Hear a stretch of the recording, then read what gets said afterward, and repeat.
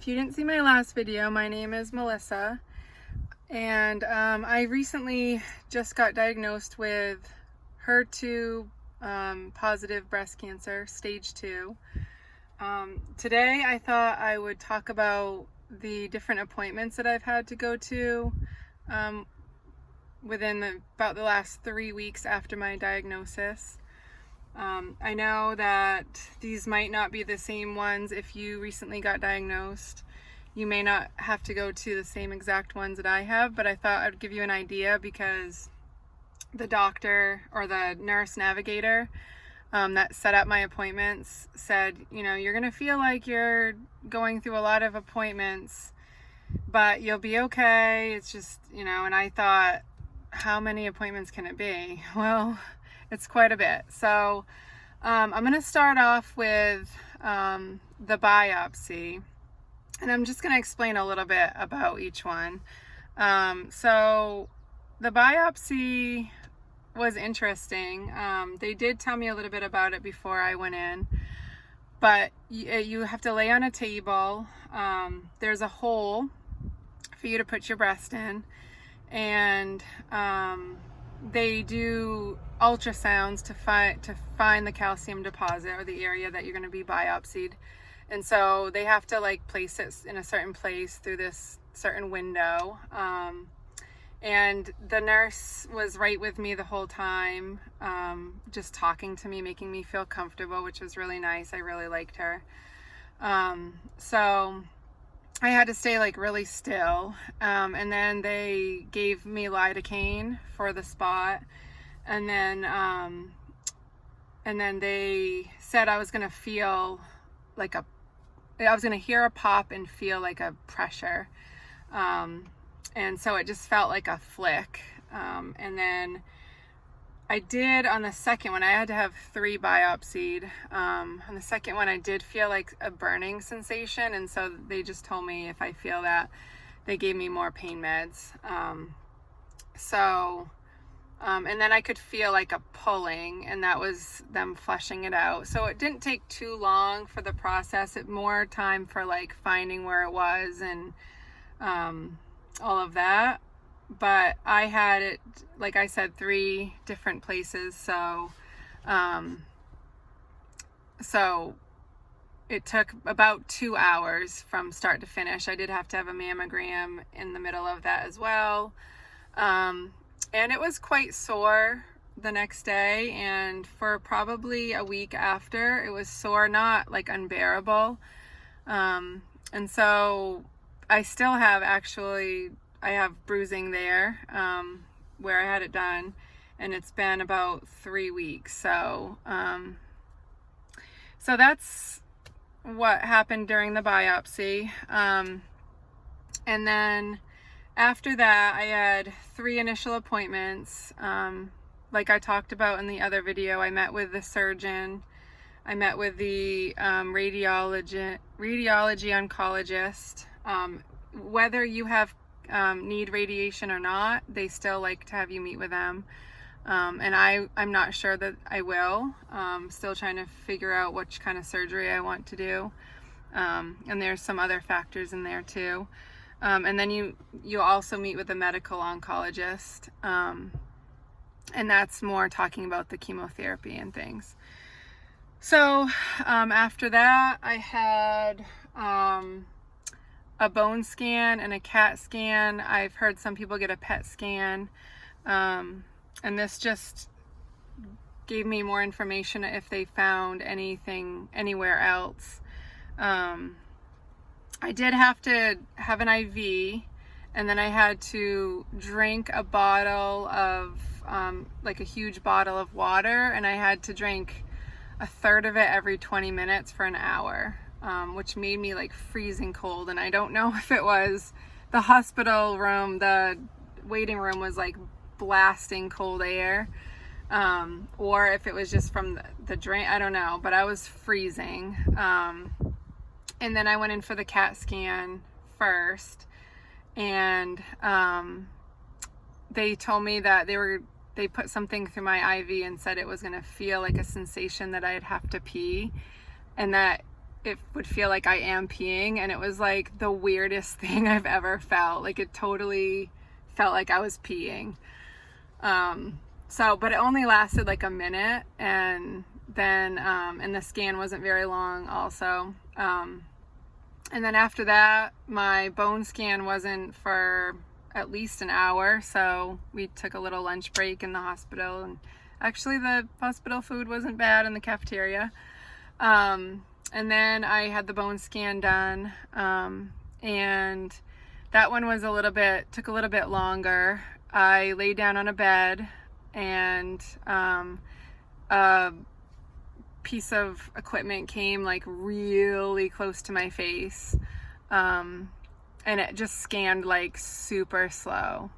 So it was over my face, like inches away from my nose for a good like 5 to 7 minutes, and then it moved down and scanned my whole body. And of course my husband's there because he's gone to every single visit, and he was like, we get giggly in times like that, so he's like laughing, and I'm trying to stay still because he told me to stay still, so I'm like laughing a little bit, and it was funny, but I got through that. And then the next appointment I had was an echo, and that was because one of my chemotherapy drugs is going to be a little bit harder on my heart. So they want to monitor it every 3 months, and they also said that they wanted a baseline to see where my heart was from the beginning. So not where my heart was, things about my heart, you know what I mean. So I just had to lay down on a bed again and be hooked up those sticky things, and it just felt like an ultrasound kind of. And there was also a lady in there who was just learning, so she asked me after it was done if she could try a little bit, and I of course let her. So the whole thing took maybe 30 minutes, so that wasn't too bad. And then I had an ultrasound of my lymph nodes. They really are trying to figure out if they explain that the first place that cancer goes when it's starting to spread is your lymph nodes. So they try to figure out if it has gone into your lymph nodes. So that also just felt like, I remember having an ultrasound with my kids, except for it was in my armpit instead of my belly. She did say something about them being a little bit bigger, and that was on Friday. So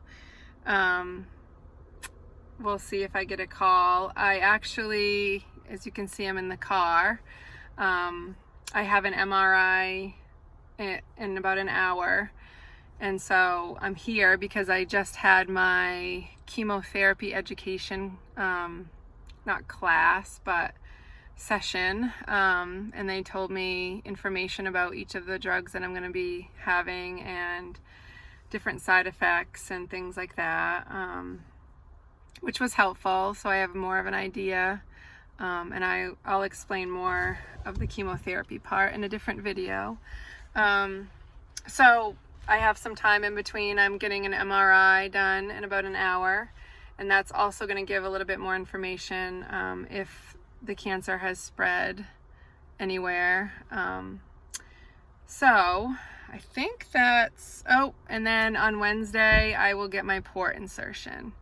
And that one will be the most intense. I will be put to sleep, but I'm going to do another video soon about just the port and the whole process of that. So those are, I have one more. I have genetic testing done on Monday, and that's something that you can choose to do or not, but I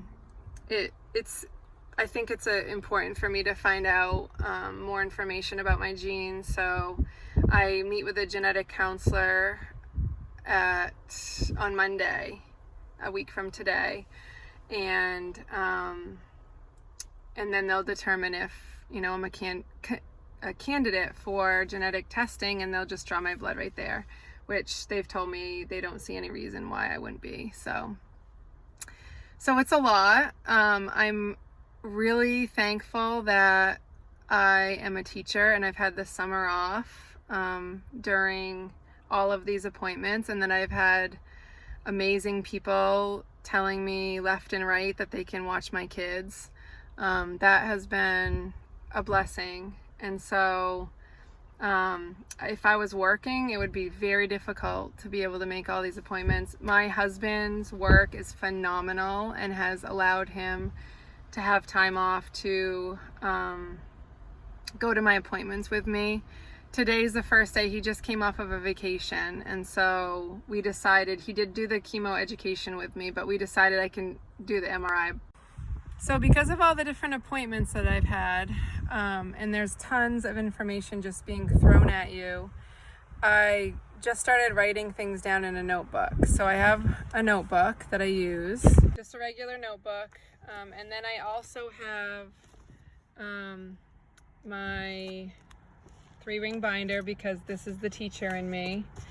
And so you get like tons of cards being thrown at you at first. So my husband went and got his baseball card, whatever you call these, and I put those all in there. I have my appointment book, and this is going to help me more with, because I have my appointments that I put on my phone, but it's going to help me more with my medical bills when they start coming in. So I thought I would use that. And then just, these are my chemotherapy drugs and the side effects and stuff. So this is just going to be where I keep my information. And I thought, that might be helpful as well for you to see. So I hope this video was helpful.